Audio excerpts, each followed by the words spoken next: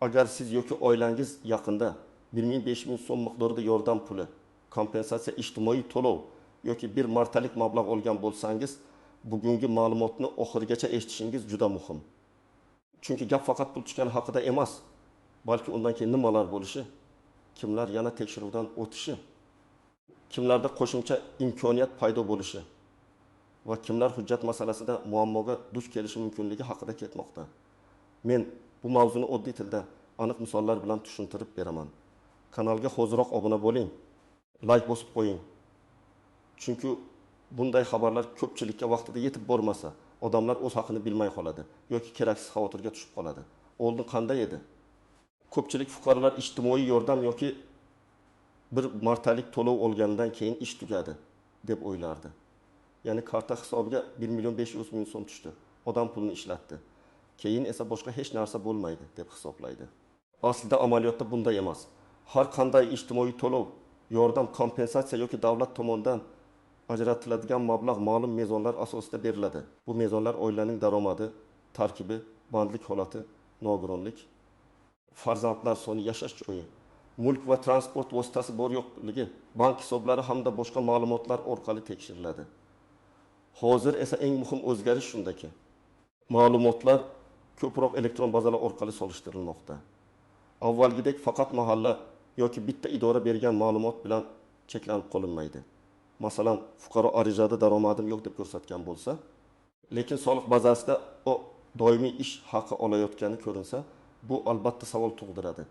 Yoki oilada hech qanday avtomobil yo'q deb ko'rsatilgan bo'lsa-yu, transport bazasida yaqin sotib olingan mashina chiqib qolsa, bu ham tekshiruvga sabab bo'ladi. Shuning uchun 1 ming 500 ming so'm olganlar uchun syurpriz deganda men avvalo pul tushgandan keyingi tekshiruv, qayta hisob-kitob, ba'zi holatlarda qo'shimcha to'lov, ba'zi holatlarda esa tushuntirish talab qilinishi mumkinligini nazarda tutyapman. Birinchi navbatda yordam pulini yaqinda olgan, lekin ariza topshirgan paytdagi ma'lumotlari bilan hozirgi holat o'zgargan fuqarolar e'tiborli bo'lishi kerak. Masalan, siz ariza bergan vaqtda ishsiz edingiz, oilangizda doimiy daromad yo'q edi. Shu sabab sizga 1 ming 500 ming so'm ajratildi. Oradan 2 hafta yoki 1 oy o'tib ishga kirdingiz, rasmiy maosh ola boshladingiz. Bu yomon holat emas, aksincha yaxshi. Lekin keyingi ariza yoki navbatdagi to'lov masalasida tizim sizning yangi daromadingizni ko'radi. Shuning uchun nega oldin oldim, endi esa rad javobi keldi deb hayron bo'lmaslik kerak.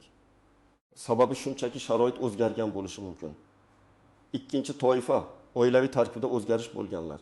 Masalan, farzand tug'ildi, nikoh qayd etildi, ajrashish bo'ldi. Kimdir boshqa manzilga ro'yxatdan o'tdi. Kimdir vafot etdi yoki oilaga boshqa a'zo qo'shildi. Bularning hammasi ijtimoiy yordam hisob-kitobiga ta'sir qiladi. Oddiy misol, bir oilada 5 kishi yashaydi. Umumiy rasmiy daromad 2000 ming so'm. Bunday holatda jon boshiga daromad 400 ming so'm bo'lishi mumkin va yordam olish ehtimoli yuqori bo'ladi. Lekin oilaga rasmiy 4000 ming so'm maosh oladigan yana bir kishi qo'shilib ro'yxatdan o'tsa, umumiy daromad keskin o'zgaradi. Tizim buni ko'radi va keyingi to'lovda boshqacha qaror chiqishi mumkin. Uchinchi toifa karta va bank hisobida muammo bo'lganlar. Ba'zida odamga 1000 ming so'm ajratilgan bo'ladi. Lekin karta muddati tugagan, bank hisobida cheklov bor, karta boshqa shaxs nomida yoki fuqaroning pasport ma'lumoti bankdagi ma'lumot bilan mos kelmaydi. Shunda pul kechikadi. Qaytadi yoki to'lov amalga oshirilmadi degan holat chiqadi. Men ko'p uchratgan vaziyat, ona ariza topshirgan, lekin karta turmush o'rtog'i nomida. Ayrim to'lovlarda bu o'tmaydi. Chunki pul aynan ariza beruvchi yoki huquqli shaxs nomidagi hisobga tushishi kerak bo'ladi. Natijada odam menga pul berilmadi deb o'ylaydi. Aslida esa muammo bank rekvizitida bo'ladi. Agar siz barcha ma'lumotlarni to'g'ri ko'rsatgan bo'lsangiz, oilaviy holatingiz yashirilmagan bo'lsa, daromad bo'yicha noto'g'ri ma'lumot bermagan bo'lsangiz, karta o'zingizning nomingizda bo'lsa va pul qonuniy asosda tushgan bo'lsa, vahimaga tushishga hojat yo'q.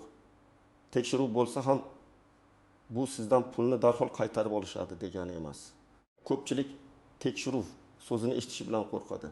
Aslida tekshiruvning maqsadi hammani jazolash emas, balki mablag' haqiqatan ham ehtiyojmand oilaga borganini aniqlashdir.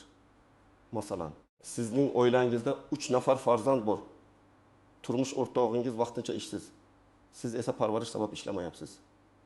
Arizada shular ko'rsatilgan, mahalla ham tasdiqlagan, elektron bazalarda ham katta daromad ko'rinmayapti. Siz 500 ming so'm oldingiz. Bunday vaziyatda sizning eng muhim vazifangiz hujjatlarni saqlab qo'yish, SMS xabarini o'chirmaslik.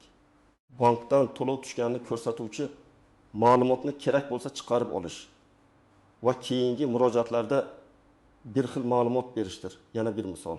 Nafaqadagi ota yoki ona oilada yagona daromad manbai bo'lishi mumkin. Pensiya 100 ming so'm. Oilada esa 2 nafar voyaga yetmagan bola, ishsiz kelin yoki boshqa boqimanda a'zolar bor. Tizim buni ko'rib yordam tayinlagan bo'lishi mumkin. Bu holatda ham odam pensiya olsam yordam ola olmaymanmi deb qo'rqmasligi kerak. Pensiya daromad hisoblanadi, lekin bu har doim rad javobi degani emas. Muhim narsa oilaning umumiy sharoiti va jon boshiga to'g'ri keladigan daromaddir. Bu yerda ko'pchilik kutmagan bir nechta holat bor. Birinchisi, ayrim fuqarolarga 1.500 ming so'm tushganidan keyin ularning ishi yo'qolib ketmaydi. Balki keyingi davr uchun ham maqomi qayta baholanadi. Agar sharoit o'zgarmagan bo'lsa, odam yana yordam olish imkoniyatiga ega bo'lishi mumkin. Lekin bu avtomatik ravishda hamma yana pul oladi degani emas. Har safar mezonlar tekshiriladi. Shuning uchun kimdir men ham olaman deb o'ylamasligi kerak. Qo'shnining oilasi 6 kishidan iborat, sizning oilangiz 3 kishidan iborat bo'lishi mumkin. Qo'shnida rasmiy daromad yo'q, sizda esa 2 kishi ishlashi mumkin. Natija tabiiy ravishda har xil chiqadi. Ikkinchi, syurpriz shuki, ayrim hollarda oldingi rad javobi qayta ko'rib chiqilishi mumkin. Masalan, ma'lumot bazasida xato bo'lgan, fuqaro nomida allaqachon sotilgan mashina turgan yoki oiladan chiqib ketgan odam hali ham shu manzilda ko'rinayotgan bo'lishi mumkin. Agar fuqaro buni hujjat bilan isbotlasa, qaror o'zgarishi ehtimoli bor. Men bunday vaziyatlarda odamlarga doim shuni aytaman. Og'zaki gap bilan emas, hujjat bilan boring. Bu mashina meniki emas deyish yetarli emas. Sotilgani ko'rsatuvchi shartnoma, notarial hujjat yoki tegishli idoradan ma'lumotnoma bo'lsa, masala ancha tez hal bo'ladi. Uchinchi, syurpriz esa noto'g'ri ma'lumot berganlar uchun yoqimsiz bo'lishi mumkin. Agar odam ataylab daromadini yashirgan, oila tarkibini noto'g'ri ko'rsatgan, boshqa shaxs nomidan ariza bergan yoki hujjatni soxtalashtirgan bo'lsa, keyinchalik bu aniqlanishi mumkin. Bunday holatda nafaqat keyingi to'lovlar to'xtaydi, balki avval olingan pulni qaytarish masalasi ham ko'tarilishi ehtimoldan xoli emas. Men hech kimni qo'rqitmoqchi emasman, lekin haqiqat shuki, elektron tizimlar kuchaygani sari yashirilgan ma'lumotlar baribir yuzaga chiqadi. Birinchi vaziyat. Gulnora opa 2 farzandi bilan yashaydi.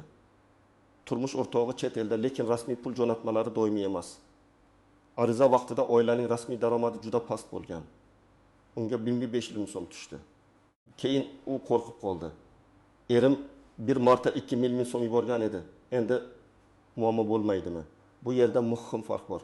Bir martalik yordam qarindoshdan kelgan pul yoki doimiy rasmiy daromad har doim bir xil baholanmaydi. Lekin agar har oy katta miqdorda pul o'tkazmalari bo'lsa, bu oilaning real moddiy ahvolini baholashda inobatga olinishi mumkin. Shuning uchun vaziyatni yashirmasdan tushuntirish kerak. Ikkinchi vaziyat. Akmal aka ariza topshirdi, yordam tasdiqlandi, lekin pul tushmadi.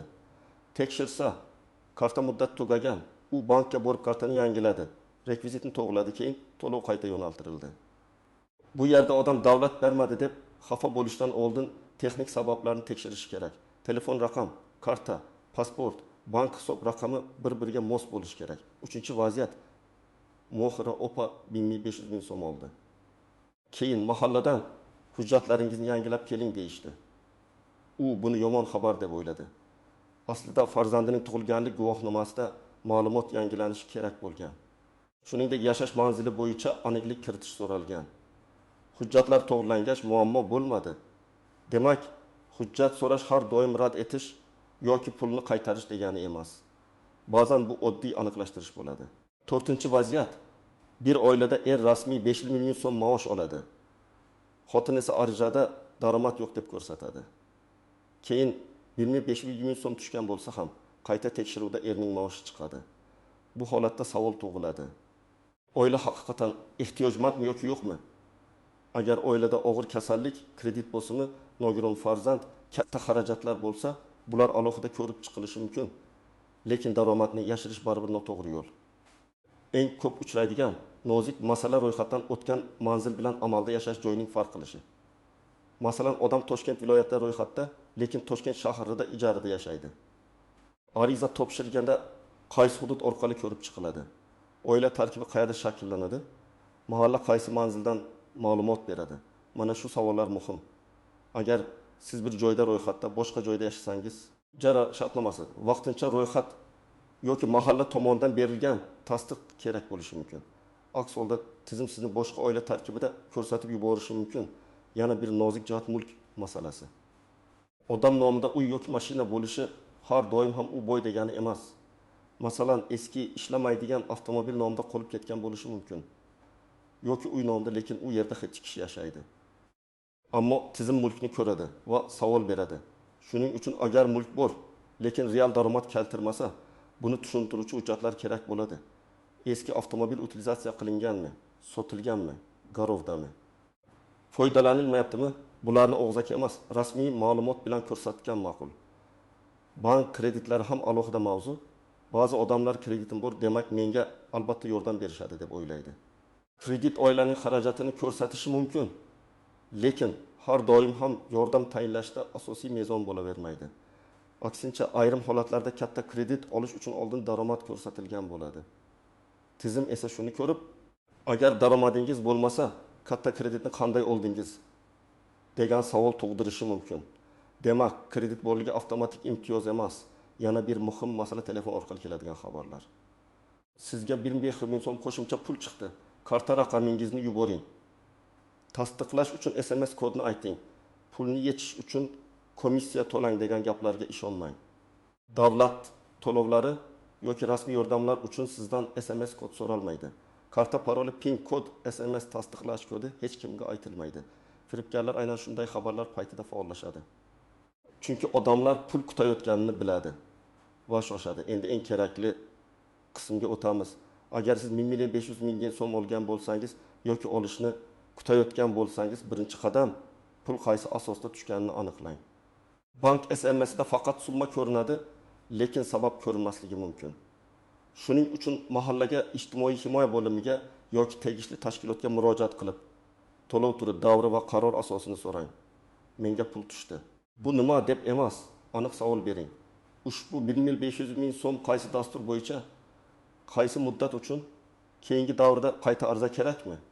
Ikkinchi qadam, hujjatlaringizni tartibga keltiring. Pasport yoki ID karta nusxasi, farzandlarning tug'ilganlik guvohnomasi, nikoh yoki ajrim hujjati, nogironlik bo'lsa tegishli ma'lumotnoma, ishsizlik yoki bandlik holatini ko'rsatuvchi hujjatlar, bank rekvizitlari, yashash manzili bo'yicha ma'lumot. Ijara bo'lsa shartnoma yoki tasdiqnomani tayyorlab qo'ying. Hujjatlar kerak bo'lgan paytda odam shoshilib qoladi. Keyin muddat o'tib ketadi. Uchinchi qadam, karta va bank hisobingizni tekshiring. Karta muddati tugamaganmi? Karta aynan sizning nomingizdami? Hisob bloklanmaganmi? Bank ilovasida cheklov yo'qmi? Telefon raqamingiz faolmi? Bularni oldindan tekshiring. Agar karta boshqa odam nomida bo'lsa, imkon qadar o'zingiz nomingizga karta oching. Bu keyingi to'lovlar uchun ham foydali. 4-qadam, ma'lumotlarda xato bo'lsa, darhol tuzatishga harakat qiling. Masalan, oiladan chiqib ketgan odam hali ham sizning tarkibingizda ko'rinsa, tegishli ro'yxat ma'lumotlarini yangilang. Sotilgan mashina nomingizda qolgan bo'lsa, transport bo'yicha hujjatni to'g'rilang. Ishdan chiqqan bo'lsangiz, lekin bazada hali ishlayotgan deb ko'rinsa, ish beruvchi yoki soliq ma'lumotlari orqali aniqlik kiriting. Har bir xato yordam masalasida natijani o'zgartirib yuborishi mumkin. 5-qadam, yozma murojaat qilishni o'rganing. Og'zaki gap ko'pincha izsiz qoladi. Agar sizga rad javobi berilsa yoki to'lov tushmasa, iltimos sababini yozma shaklda tushuntirib bering deb murojaat qiling. Murojaatda familiya, ism, sharifingiz, pasport ma'lumotingiz, yashash manzilingiz, telefon raqamingiz, murojaat mazmuni va talabingiz aniq yozilishi kerak. Masalan, menga 1500 ming so'm miqdoridagi yordam bo'yicha arizam rad etilgan. Rad etish sababi va qaysi mezon bo'yicha qaror qabul qilingani haqida yozma tushuntirish berishingizni so'rayman. Shunday yozsangiz javob ham aniqroq bo'ladi. 6-qadam, firibgarlardan ehtiyot bo'ling. Hech kimga karta parolingizni bermang, SMS kodni aytmang. pul chiqarib beraman degan vositachilarga ishonmang. Agar kimdir 15.000 so'mingizni ko'paytirib beraman yoki navbatga kiritib qo'yaman desa, bu juda xavfli signal. Rasmiy to'lovlar tanish bilish orqali emas, mezon va hujjat orqali hal qilinishi kerak. Demak, 1.500.000 so'm olganlar uchun eng muhim xabar shuki, pul tushgani bilan jarayon doim ham tugamaydi. Ma'lumotlar qayta tekshirilishi, hujjatlar aniqlashtirilishi, keyingi to'lov uchun sharoit qayta baholanishi mumkin. To'g'ri ma'lumot bergan, hujjatlar joyida bo'lgan odam qo'rqmasligi kerak. Ammo karta, ro'yxat, daromad, mulk yoki oila tarkibida xato bo'lsa, buni vaqtida tuzatish zarur. Men sizga maslahat beraman. Bugunoq kartangizni, hujjatlaringizni, oilaviy ma'lumotlaringizni va ariza holatini tekshirib chiqing. Agar savolingiz bo'lsa, izohlarda yozing. Siz 1.500.000 so'm oldingizmi? Kutyapsizmi yoki rad javobi keldimi? Men keyingi videolarda eng ko'p uchraydigan holatlarni alohida tushuntirib beraman. Videoga like bosing. Kanalga obuna bo'ling va bu ma'lumotni yaqinlaringizga yuboring. Chunki bitta to'g'ri maslahat kimningdir pulini, vaqtini va asabini saqlab qolishi mumkin.